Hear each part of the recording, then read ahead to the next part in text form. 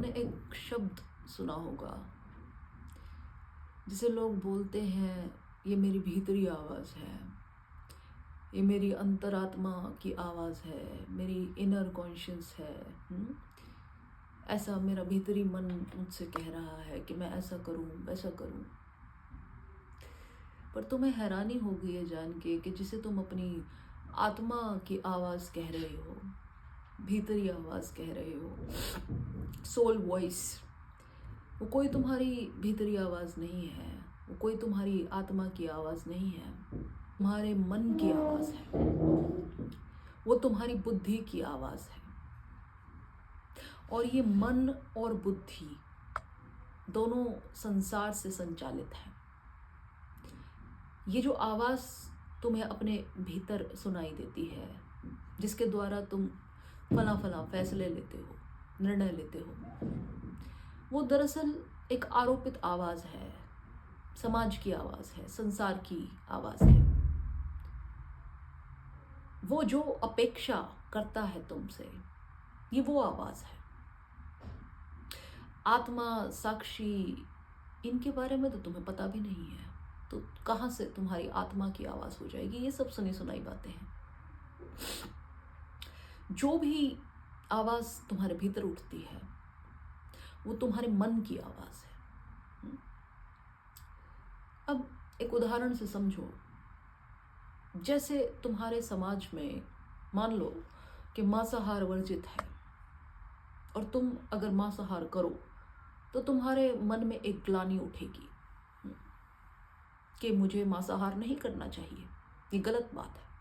ठीक, तुम्हारे समाज में हत्या वर्जित है तो तुम्हारे मन में कोई भी हिंसा करते समय ऐसी ग्लानि उठेगी कि मुझे ऐसा नहीं करना चाहिए। लेकिन इसके बिल्कुल उल्टा, जिन समाजों में ये चीज़ें वर्जित नहीं है, मान लो किसी जंगली जनजाति की बात करें, वहाँ पर किसी भी जानवर को मारकर खाना, आदमखोरी, ये सब नॉर्मल बात है, स्वीकृति है इन सब बातों की। तो उनके भीतर ऐसी कोई भावना नहीं उठेगी, लेकिन तुम्हारे भीतर उठेगी। तो आत्मा की आवाज़ कैसे हो सकती है? चेतना की आवाज़ कैसे हो सकती है? क्योंकि चेतना तो एक ही है, लेकिन मन विभाजित है, संसार विभाजित है, बुद्धि विभाजित है, समाज विभाजित है, और इसी कारण तुम विभाजित हो। तुम्हें सिर्फ जो भी बातें समझ आती हैं अंदर से, जो तुम्हें लगता है कि मेरा मन कह रहा है, मेरी आत्मा कह रही है, ये तुमसे समाज करवा रहा है, तुम्हें मैनिपुलेट करके। ये बातें तुम पर आरोपित की गई हैं और तुम्हें पता भी नहीं है। इन बातों का लक्षण ये है कि अगर तुम वैसा नहीं करोगे तो तुम्हारे मन में एक ग्लानि की भावना आएगी, कैसा मैंने क्यों किया, ये ठीक नहीं किया मैंने। और उसके अलावा कोई और आदमी उससे भी कुछ भीषण करके आराम से सो रहा होगा, उसको कोई फर्क भी नहीं पड़ रहा होगा, पर तुम्हें पड़ रहा है,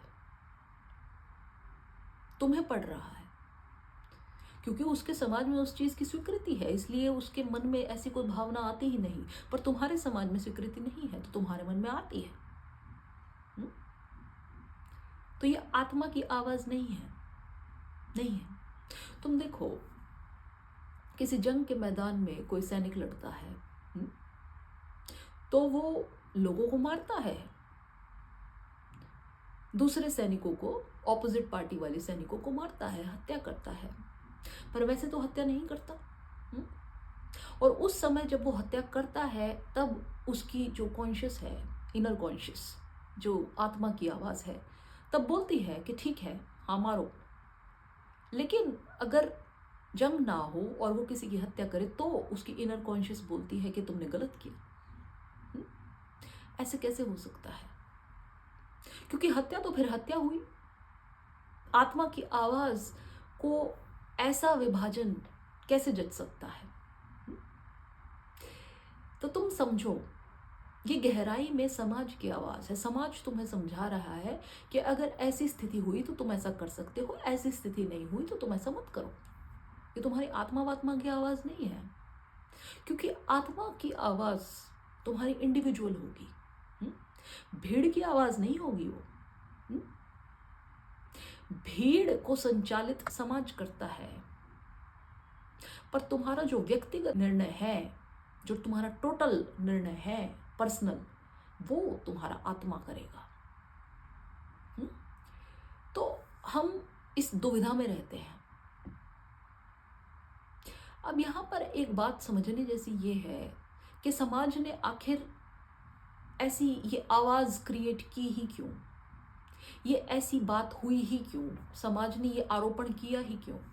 पहली बात तो ये व्यक्ति अपनी चेतना की, अपनी आत्मा की, अपनी साक्षी की खोज में है ही नहीं।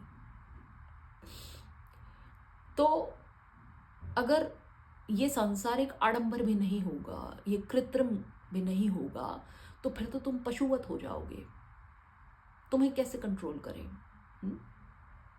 तो तुम्हें काबू में रखने के लिए, डिसिप्लिन में रखने के लिए समाज को ऐसा करना पड़ेगा।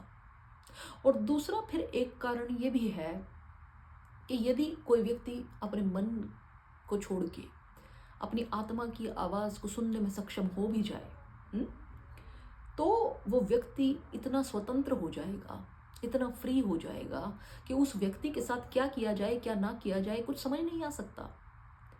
उस व्यक्ति के बारे में कोई प्रेडिक्शन नहीं की जा सकती, वो इस क्षण क्या करे, अगले क्षण क्या करे, क्योंकि वो हर क्षण में ही है। लेकिन परतंत्र लोगों पर समाज काबू पा सकता है, इस पर नहीं पा सकता। तो समाज इससे भयभीत है, इससे भयभीत है। इसलिए उन्होंने वो कॉर्ड ही काट दी कि इससे कुछ हो सके, जिससे वो बात ही खत्म कर दी। समझ रहे हो तुम? आत्मा की आवाज है, पर वो तुम्हारे इन सांसारिक आडंबरों में इतनी दबी हुई है, इतनी धीमी है कि तुम्हें सुनाई नहीं देती। है, बिल्कुल है। प्रश्न ये भी उठता है कि हमें कैसे समझ आएगा कि ये जो हमारे भीतर आवाज उठ रही है, ये आत्मा की आवाज है कि सांसारिक आवाज है? सांसारिक ही होगी, क्योंकि कुछ चुनिंदा लोगों को छोड़कर नहीं समझते, लोग नहीं समझते कुछ को छोड़कर, तो वो कहां से उनके भीतर वो आत्मा की आवाज आएगी? नहीं आ सकती। लेकिन फिर भी अगर निर्णय करना ही पड़े, तो ये जो तुम्हारी सांसारिक आवाज है, ये हमेशा तुम्हें दुविधा में रखेगी, दो में रखेगी, डुअलिटी में रखेगी। मानो कि अगर तुम कुछ करते हो तो भी तुम उसको करके खुश नहीं हो।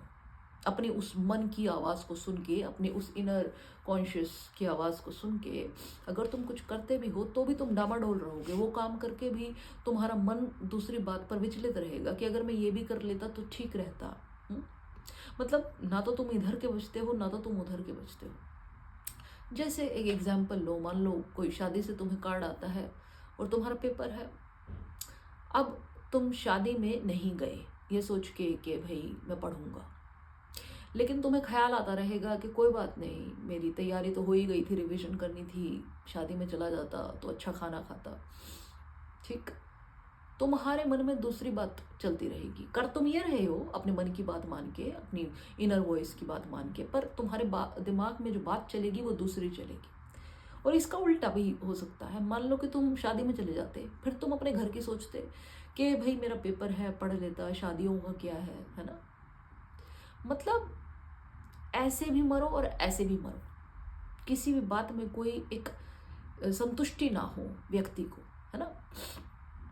कि व्यक्ति ऐसा सोचे कि मैं ये करूं कि ये मैं ना करूं, कि छोड़ो कोई और ही कर ले। ठीक है, हर विकल्प में से कोई भी विकल्प चुन लो, पर वो विकल्प तुम्हें संतुष्टि नहीं देगा। तुम फिर दूसरे विकल्पों के बारे में सोचते रहोगे कि अगर मैंने वैसा किया होता तो क्या होता। ठीक, मान लो तुम रिश्वत लेते हो और तुमने नहीं ली, तो फिर नहीं ली और तुम्हारे साथ वाले ने ले ली, तो तुम सोचोगे कि मुझे ही ऐसे साधु बनने की क्या पड़ी थी, मैं भी ले लेता। पर जो तुम ले लोगे तो तुम्हारे मन में पाप की भावना आएगी कि ये मैंने क्या किया, मैं ईमानदार नहीं हूं। इधर भी इधर भी, ठीक है। लेकिन इसके बिल्कुल विपरीत जो तुम्हारी आत्मा की आवाज़ होगी, उस साक्षित्व की आवाज़ होगी, वो जब तुमसे बोलेगा तो वो बात एक ही होगी, उसमें कोई डगमग नहीं होगी, वो बिल्कुल टोटल कंप्लीट होगी। उसके बारे में कोई तुम अलग विचार धारणा नहीं बनाओगे, तुम वैसा कर डालोगे बस, और वो बात वहां समाप्त हो जाएगी। कोई विकल्प नहीं होगा उसमें। बड़ी ठोस बात होगी कि मुझे ऐसा ही करना है, चाहे वो फिर संसार के लिए ठीक हो कि गलत हो, उससे फर्क नहीं पड़ेगा। तुम पूरी दुनिया से लड़ जाओगे उस बात के लिए और खड़े हो जाओगे उस एक बात के लिए। कई बार ऐसा होता है ना कि कोई ऐसी चीजें होती हैं, तुम्हारी अपनी सेल्फ रिस्पेक्ट पे कोई बात आ जाए या तुम्हारे परिवार पे कोई बात आ जाए, कोई भी बात हो जाए, तो तुम खड़े हो जाते हो, चाहे सारी दुनिया तुम्हारे विपरीत खड़ी हो जाए। उस समय तुम्हें कोई विकल्प नहीं सूझता कि मैं ऐसा ना करूं। तुम सोचते हो मैं करूंगा, फिर चाहे मौत ही क्यों ना आ जाए। वो तुम्हारे साक्षित्व की आवाज होगी। इससे तुम डिफरेंशिएट कर सकते हो बड़ी आसानी से कि क्या तुम्हारे ऊपर समाज द्वारा आरोपित है और क्या तुम्हारे भीतर की आवाज है। जो ये पहली सामाजिक आवाज है जिसको तुम्हें धोखा है कि ये तुम्हारी आत्मा की आवाज है, तुम्हारी इनर कॉन्शियस है, तुम्हारी सोल वॉइस है, नहीं, ये तुम्हारी मन की आवाज है, ये तुम्हारी बुद्धि की आवाज है। ठीक है, ये तुम्हें हमेशा डगमग रखेगी। तुमने कई बार देखा होगा, कई लोग 20-20 साल पुरानी बातें भी याद करते हैं और सोचते हैं कि उस समय अगर ऐसा किया होता तो ठीक था, मैंने फला आदमी के साथ उस समय ठीक नहीं किया, या उसने मेरे साथ ठीक नहीं किया। उन्होंने उस समय जो निर्णय लिए वो आज तक उन्हें खेदते हैं। ऐसा क्यों? क्योंकि इनसे कर्म बंधन निर्मित होता है, क्योंकि बात खत्म नहीं होती। बात का खत्म होना यह है कि तुमने उसे कर दिया और वो समाप्त, बिल्कुल समाप्त। लेकिन ये जो मन की आवाजें हैं, ये जो सांसारिक आवाजें हैं, सामाजिक आवाजें हैं, ये कर्म बंधन क्रिएट करती हैं, क्योंकि तुम हमेशा विकल्पों के बारे में सोचते ही रहते हो कि अगर दूसरा विकल्प किया होता तो क्या होता। यहां पे विचार समाप्त नहीं होते। ठीक है, तो तुम बंधे रहते हो उन बातों से, तुम दबा दो, दमन कर दो, भूल जाओ उन बातों को, वो और बात है। पर फिर भी किसी न किसी परिस्थिति में कभी न कभी वो बातें दोबारा उजागर हो जाती हैं, दोबारा वो भाव उठा देती हैं। ठीक, वही जो तुम्हारी चेतना की आवाज है वो परम है, वो बिल्कुल स्पष्ट है, बिल्कुल स्पष्ट है। वो ऐसी चीज है जो एक बार हो गया सो हो गया और वो समाप्त हो गई। उस बारे में तुम दोबारा नहीं सोचते। जो फैसला ले लिया वो ले लिया, वो खत्म बात, वो वही समाप्त, और फिर उससे कोई कर्म बंधन निर्मित नहीं होता। जो ये पहली बातें हैं तुम्हारे मन की, वो तुम्हें बांधेंगी, और जो तुम्हारी आत्मा है वो तुम्हें मुक्त करेगी। तो अब जब फैसले लो तो देखना और समझना और परखना कि मैं ये जो फैसले ले रहा हूं या ले रही हूं, ये मेरे ऊपर बाहरी दुनिया ने आरोपित किए हैं, तब मुझे ये आवाजें आ रही हैं अंदर से कि मुझे ऐसा करना चाहिए या वैसा करना चाहिए, कि या ये मेरी चेतना की आवाज है। पूछना अपने आप से। अगर तो तुम्हें दूसरा विकल्प भी लगे कि ऐसा भी किया जा सकता है, तो समझ जाना कि ये तुम्हारी चेतना की आवाज नहीं है। पर अगर तुम एक बात को लेकर स्पष्ट हो, और स्पष्ट मतलब ऐसे जबरदस्ती का स्पष्ट नहीं कि भाई अपने आप को क्या प्रूव करना, नहीं।